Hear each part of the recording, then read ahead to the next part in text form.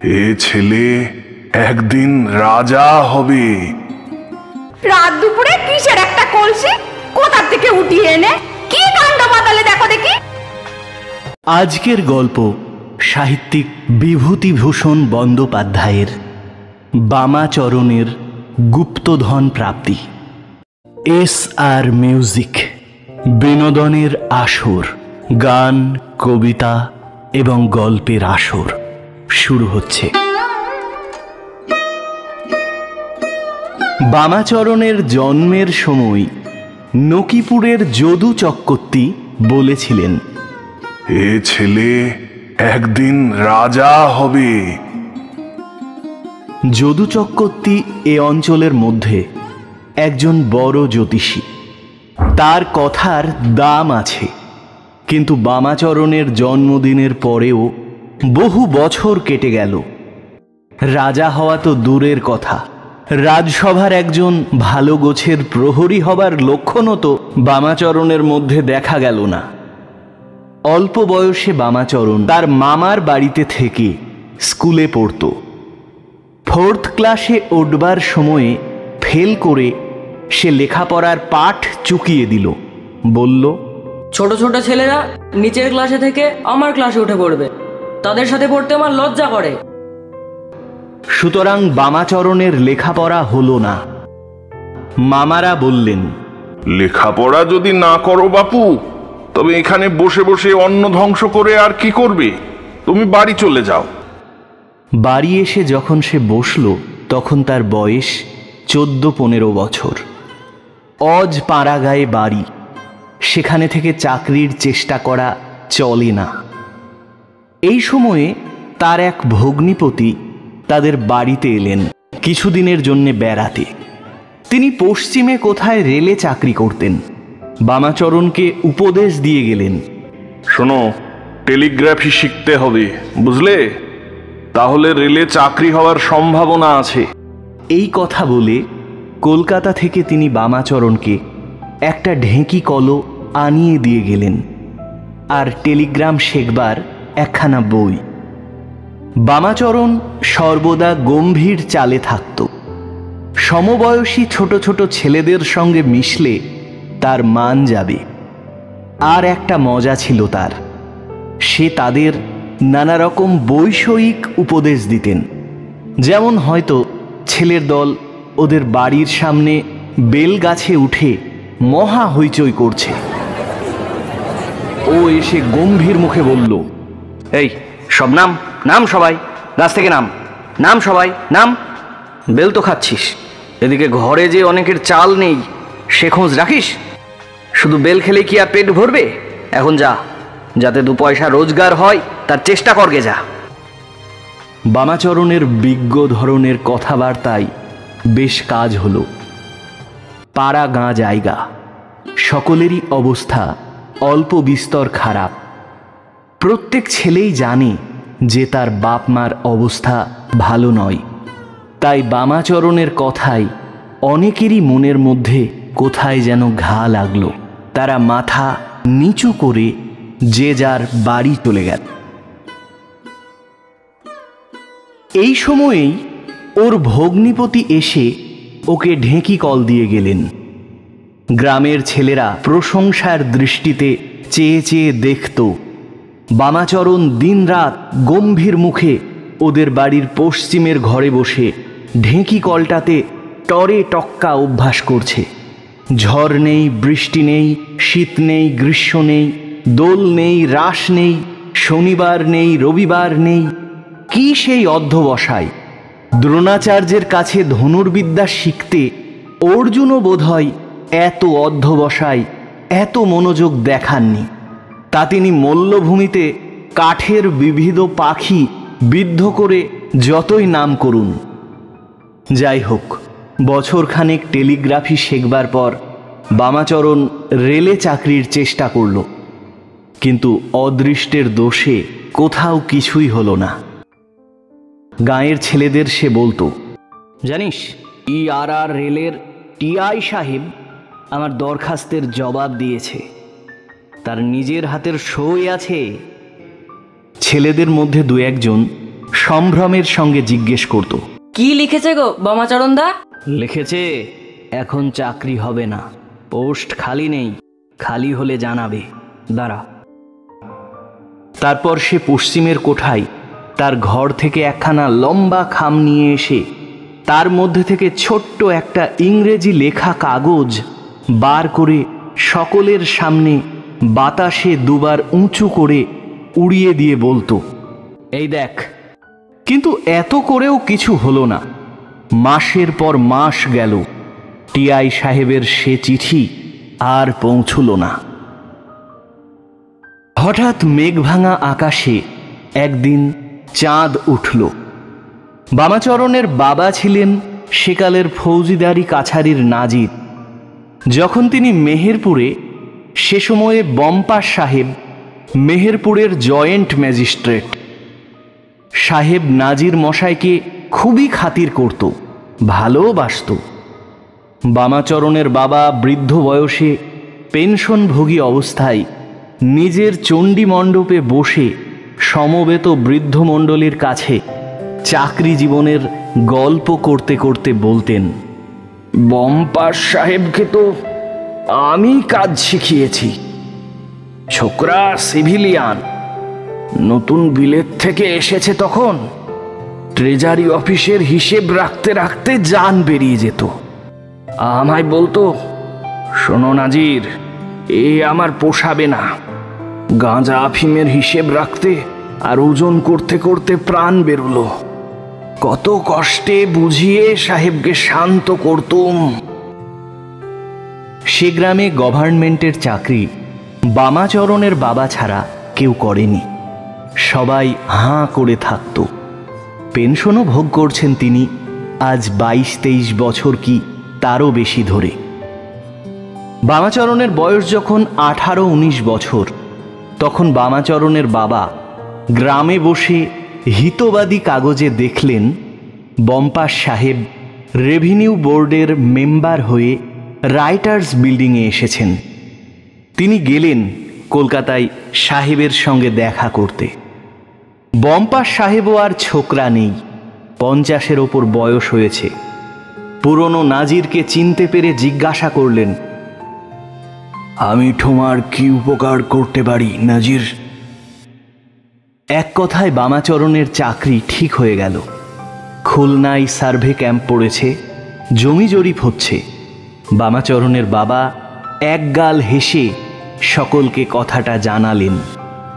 বামাচরণের বাড়িতে সত্যনারায়ণের ভোগ দেওয়া হলো। গাঁয়ের প্রতিবেশীরা যখন প্রসাদ খাচ্ছে, ভেতরের ঘরের বারান্দায় বসে তখন বামাচরণের বাবা সবিস্তারে তাদের সামনে তার রাইটার্স বিল্ডিংয়ে গিয়ে সাহেবের সঙ্গে দেখা করবার বৃত্তান্ত বর্ণনা করছিলেন। সাহেব বললেন, নাজির, তোমার ছেলে যদি এন্ট্রান্স পাশ করত তবে আমি ওকে সাব ডেপুটি করে দিয়ে যেতাম আজ। বামাচরণ চাকরি করতে গেল, সঙ্গে তার বৃদ্ধ পিতাও গেলেন। কারণ বামাচরণের মা বললেন, ছেলেকে অত দূর দেশে পাঠাতে পারবো না, তুমিও একটু বামার সাথে যাও না গো, তাহলে আমি একটু শান্তি পাবো। আবার সেই অদৃষ্ট এসে বাধা দিল। মাস দুয়ের মধ্যেই বামাচরণের বাবা ছেলেকে সঙ্গে নিয়ে বাড়ি ফিরে এলেন। শোনা গেল বামাচরণ চাকরি ছেড়ে দিয়ে এসেছে। সেখানে নাকি থাকার কষ্ট, নদীর জল লোনা। তার মা জানালেন, কাছেই সুন্দরবন, সন্ধ্যার পর বাঘের ভয়, জঙ্গল থেকে কাঠ ভেঙে এনে রান্না করতে হয়, সেখানে কি ওই কচি ছেলে থাকতে পারে? বামাচরণের বাবা তখন বললেন, কোনো ভয় নেই, আমি আবার যাচ্ছি সাহেবের কাছে, আর একটা ভালো জায়গায় চাকরি যাতে হয়। কিন্তু না জানিয়ে চাকরি ছেড়ে আসাতে এবার সাহেব বেজায় চটে গিয়েছেন। সাহেবের সঙ্গে আর দেখা হলো না। আরদালি জানালেন, সাহেবের এখন দেখা করবার সময় হবে না। বামাচরণের বাবা হতাশ হয়ে বাড়ি ফিরে এলেন। কিন্তু সেই যে তার মন ভেঙে গেল, এরপর তিনি আর বেশি দিন বাঁচলেন না। ক্রমে দিন চলে গেল, বামাচরণেরও বয়স হয়ে উঠল। বাবা বেঁচে থাকতেই তার বিয়ে দিয়ে গিয়েছিলেন। দু একটি ছেলেপুলেও হলো। গ্রামের যেসব ছোট ছোট ছেলেদের বামাচরণ গম্ভীর মুখে উপদেশ দিয়ে বেড়াতো, তাদের মধ্যে অনেকেই এখন বিদেশে গিয়ে ভালো লেখাপড়া শিখেছে। দু একজন আবার ভালো চাকরিও পেয়েছে। বাপের পেনশনের টাকায় বামাচরণের সংসার একরকম চলত, কিন্তু বাপের মৃত্যুর পর বড় সংসার চালাতে বামাচরণ চোখে অন্ধকার দেখল। তার নিজের ছেলে মেয়ে দু তিনটি, এক বিধবা বোনও বাড়িতে থাকে, তারও দু তিনটি ছেলে মেয়ে, বৃদ্ধ মা। এতগুলি প্রাণীর চলে কি করে? এই সব কথাই সে ভাবছিল আজ নদীর ধারে চটকা গাছতলায় মাছ ধরতে বসে। বেলা পড়ে এসেছে, কচুরিপানার দামগুলো উজান মুখে চলেছে। বোধহয় জোয়ার এলো। সামনের চটকা গাছটায় রোদ রাঙা হয়ে আসছে। রোজ এইখানটিতে বামাচরণ মাছ ধরতে আসে। তাদের গ্রাম থেকে প্রায় 1.5 মাইল দূরে নদীর বড় বাঁকের মুখে এই জায়গাটা। চারিদিকে নির্জন। এখন তার মনে হয় খুলনার চাকরিটা ছেড়ে এসেছে আজ 14-15 বছর আগে। হঠাৎ নদীর উঁচু পাড়ের দিকে তার নজর পড়ল। ওটা কি? পাড়টা সেখানে খুব উঁচু ও খাড়া। হাত 30-40 উঁচু সে যেখানে বসে আছে তার চেয়ে। পাড়ের খানিকটা ভেঙে পড়েছে 2-1 দিন হলো। সেই পাড়ের গায়ে একটা বড় কলসি পাড় ভাঙার কারণে বেরিয়ে পড়েছে। অর্ধেকটা দেখা যাচ্ছে, বাকি অর্ধেকটা মাটির মধ্যে পোঁতা।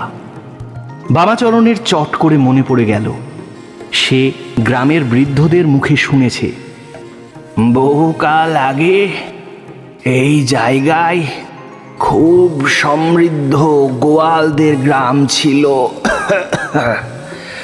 অনেক লোকের বাস ছিল, কিন্তু আজ আর তারা নেই। কলসিটা জমির ওপর থেকে হাত 4-5 নিচে পোঁতা অবস্থায় রয়েছে। সেকালে লোকে কলসি করে টাকা পুঁতে রেখে দিত। এ নিশ্চয়ই টাকার কলসি। বামাচরণ এদিক ওদিক চেয়ে দেখল আর কেউ কাছাকাছি আছে কিনা। স্থানটা নির্জন, অন্য লোকে এদিকে আসে না। কলসিটা আর কেউই দেখেনি। তাছাড়া কাল রাত্রে এই পার ভেঙেছে। কে আর লক্ষ্য করেছে একটা কানা ভাঙা কলসি?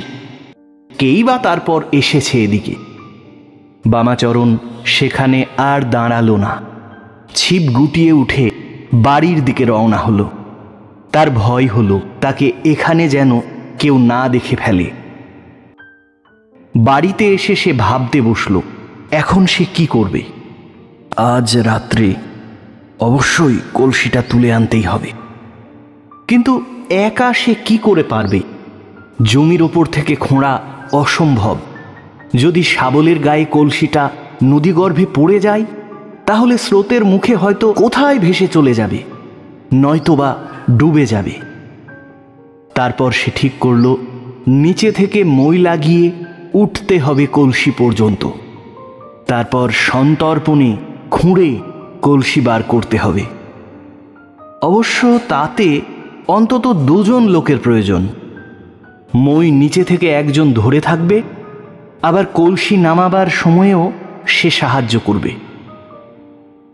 অনেক ভাবনা চিন্তার পরে বামাচরণ স্থির করল তার বড় ছেলে নিতাইকে সঙ্গে নেবে।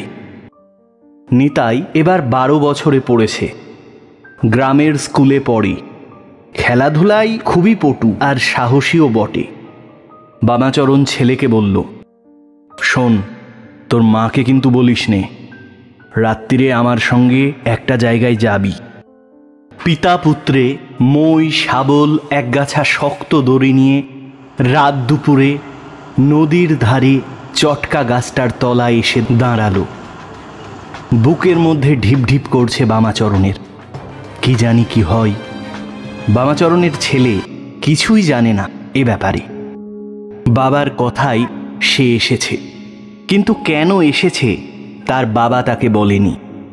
তবে সে নিজের মতো করে খানিকটা আন্দাজ করে নিয়েছে। সে ভেবেছিল নিশ্চয়ই জেলেরা কোথাও জলের ভেতরে বাঁশের ঘুনিতে বড় মাছ জিইয়ে রেখেছে। সেই মাছ চুরি করতে তার বাবা তাকে সঙ্গে করে এনেছে। কিন্তু মই কি হবে? আবার জায়গাটা দেখেও সে অবাক হয়ে গেল। বাবাকে বলল, বাবা, এত দূরে তো জেলেরা কোমর জাল ফেলে না, এ তো চটকা তলার বাঘ। তার বাবা ওর মুখের দিকে চেয়ে বলল, জেলেদের সঙ্গে আমাদের কি দরকার? হ্যাঁ, নে মইটা এখানে বেশ করে লাগা। অতি কষ্টে বামাচরণ মই বেয়ে ওপরে উঠল। নিতাই খুব অবাক হয়ে ভাবছে, পাড়ের ওপর মই দিয়ে উঠে কি হবে? কি আছে ওখানে? বড় মাছ নয়, তাহলে হয়তো বাবা কোনো ওষুধের শেকড় কি মুথো ঘাসের শেকড় তুলতে এসেছে। অনেক সময় রাত্রে ওষুধের গাছ তুলতে হয়, সে জানে। তার ভয়ও হচ্ছিল। চারিদিকে অন্ধকার, নদীর জলে ঢেউয়ের ছলাৎ ছলাৎ শব্দ হচ্ছে। এখানে ভূতের উপদ্রবের কথা অনেকে বলে থাকে, কারণ শ্মশান এখান থেকে খুব বেশি দূরে নয়। নিতাইয়ের গা ছমছম করে উঠল। তার বাবা উপরে গিয়ে পাড়ের গা খুঁজতে লাগলো। সে নিচে থেকে অন্ধকারে তেমন কিছু দেখতে পাচ্ছে না। বাবা কি খুঁজছে? একবার সে জিজ্ঞাসা করল, কি খুঁজছো বাবা? মুথোর শেকড়? বামাচরণ চাপা গলায় বলল, আহ, চুপ কর না, মই ধরে থাক, তোর সে কথায় দরকার কি? নিতাই চুপ করে রইল। কিন্তু ওষুধ খুঁজতেও কি এত সময় লাগে? সে অন্ধকারের মধ্যে মইয়ের নিচে একা দাঁড়িয়ে অত্যন্ত ভয়ভীত ছিল, অথচ বাবার ভয়ে কিছু বলতেও পারছে না। অবশেষে অতি কষ্টে ভারী ও কালো একটা কলসি নিয়ে বামাচরণ মই থেকে নামল। নিতাই অবাক হয়ে বলল, কি আছে এতে? চুপ কর না, কেবল চেঁচামেচি, তোর সব কথাই দরকার কি? শাবল আর মইটা একা নিয়ে যেতে পারবি? কেউ যেন না দেখে এজন্য বামাচরণ বাঁশ বনের পথ দিয়ে চলল। বেশি রাত্রে চৌকিদার পাহারা দিতে বার হয়। কি জানি সে যদি এ অবস্থায় হঠাৎ চৌকিদারের সামনেই পড়ে যায়। বামাচরণের বুকের মধ্যে ধুক ধুক করতে লাগলো। কলসিটা বেজায় ভারী, নিশ্চয়ই কোনো ভারী জিনিসে ভর্তি। কলসির মুখটা একখানা পাথরের ছোট খুঁড়ি দিয়ে চাপা ছিল। বহুদিন মাটির মধ্যে থাকার দরুন সেটা এমন দারুণ এঁটে গিয়েছে যে অস্ত্র দিয়ে চার না দিলে খোলা যাবে না। বাড়ি পৌঁছেই বামাচরণ বাইরের দরজা বন্ধ করে দিল। স্ত্রীকে বলল, যাও একটা আলো নিয়ে এসো তো। ওর আর বিলম্ব সইছে না, এখনই সে কলসির মুখ খুলে দেখবে। নিতাইয়ের মা একটা কাঁচ ভাঙা সেকেলে হিংসের লণ্ঠন নিয়ে উঁচু করে ধরল। বিস্ময়ের সুরে বলল, কলসিটাতে কি আছে? মরার কলসির মতো দেখতে। ওটা আনলে কোথা থেকে গো? অধীর কৌতূহলে ও আগ্রহে বামাচরণ শাবলের এক ঘা দিয়ে কলসিটা ফাটিয়ে ফেলল। সঙ্গে সঙ্গে কালো আলকাতরার মতো কি একটা দুর্গন্ধ পদার্থ মেঝেময় ছত্রাকার হয়ে ছড়িয়ে পড়ল। নিতাইয়ের মা অবাক, স্বামী পাগল হয়ে গেল নাকি? পয়সার দুর্ভাব নাই? রাত দুপুরে কিসের একটা কলসি কোথা থেকে উঠিয়ে এনে কি কাণ্ড বাতালে দেখো দেখি। বামাচরণ মাথায় হাত দিয়ে বসে পড়ল। এত কষ্ট তবে সব বৃথা। রূপোর গুঁড়ো এতটুকু নেই কলসিটাতে। কোথায় এক কলসি টাকা বা মোহর, আর তার বদলে এগুলো কি কালো কালো? সত্যি অদৃষ্ট একেই বলে। সারা রাত বামাচরণের ঘুম হলো না। তার অদৃষ্ট মোটেই ভালো নয়। এমন জায়গায় পোঁতা কলসি পেয়েও তার মধ্যে থেকে বেরোলো কিনা কালো আলকাতরা। তা না হলেই বা বোমপাস সাহেবের দেওয়া এমন চাকরি সে ছেড়ে দিয়ে আসে কেন? সব পেয়ে হারানোই তার অদৃষ্ট। পরদিন সকালে লোকজনকে আলকাতরার মতো জিনিসটা দেখালে কেউ কিছুই বলতে পারল না। অবশেষে মামুদপুরের বাজারের বুড়ো কবিরাজ মশাই এটি দেখে বললেন, এ তো পুরনো ঘি, বহুকালের পুরনো ঘি। কতটা আছে? এর দাম খুব, বিক্রি করবে? কলকাতায় বউবাজারের সেনেদের দোকানে এই জিনিস পেলেই নেবে। বুড়ো কবিরাজকে সঙ্গে নিয়ে বামাচরণ কলকাতায় এলো। বউবাজারের সেনেদের মস্ত কবিরাজি দোকান। সারা ভারতবর্ষ কেন, পৃথিবীর সঙ্গে তাদের কারবার। ঘি দেখে তারা বলল, হ্যাঁ, জিনিসটা খুবই ভালো, অন্তত 200 বছরের পুরনো হবে, তোমাদের ঘরেই ছিল। বামাচরণ সংক্ষেপে কলসি প্রাপ্তির কথা বর্ণনা করল। তারপর দর দস্তুর চলল। ওরা 7 টাকার বেশি দর দিতে রাজি নয়। তারপর উঠল 10 টাকায়, তার বেশি কিছুতেই নয়। তবে বুড়ো কবিরাজকে সঙ্গে না আনলে বামাচরণ 2 টাকা সেরেই হয়তো জিনিসটা দিয়ে ফেলত। হঠাৎ একজন হিন্দুস্থানি ভদ্রলোক অনেকক্ষণ থেকে ওদের কথাবার্তা শুনছিলেন। তিনি উঠে এসে বুড়ো কবিরাজকে বাইরে নিয়ে গিয়ে বললেন, হিন্দুস্থানি ভদ্রলোকটির ভাষাটিকে বাংলায় রূপান্তর করলে দাঁড়াবে, আমি খয়রাগড়ের রাজার ম্যানেজার। আমি আপনাদের কথাবার্তা এতক্ষণ মনোযোগ দিয়ে শুনছিলাম। রাজার মায়ের বয়স হয়েছে, হাঁপকাশের অসুখ। এই পুরনো ঘি কিনতেই আমি এদের দোকানে এসেছিলাম। এত বছরের পুরনো ঘি কলকাতার কোনো দোকানে নেই। আমি আপনাদের জিনিস কিনতে চাই। 100 টাকা করে সেরে দাম দেব। ওজন করুন মাল। এই কলসিতে মোট 1250 ঘি ছিল, কিন্তু আদত কলসিটাতে বোধহয় আরও বেশি ছিল, কিন্তু সেটা ভেঙে নষ্ট হয়ে যায়। বাকিটা ওরা নতুন কলসিতে পুড়ে এনেছিল। ঘি বিক্রি করে মোট পাওয়া গেল 1250 টাকা। সত্যি যদু চক্রবর্তী বড় জ্যোতিষী ছিল, সে মিথ্যে বলেনি। এখনো তো বামাচরণের অনন্তকাল পড়ে রয়েছে।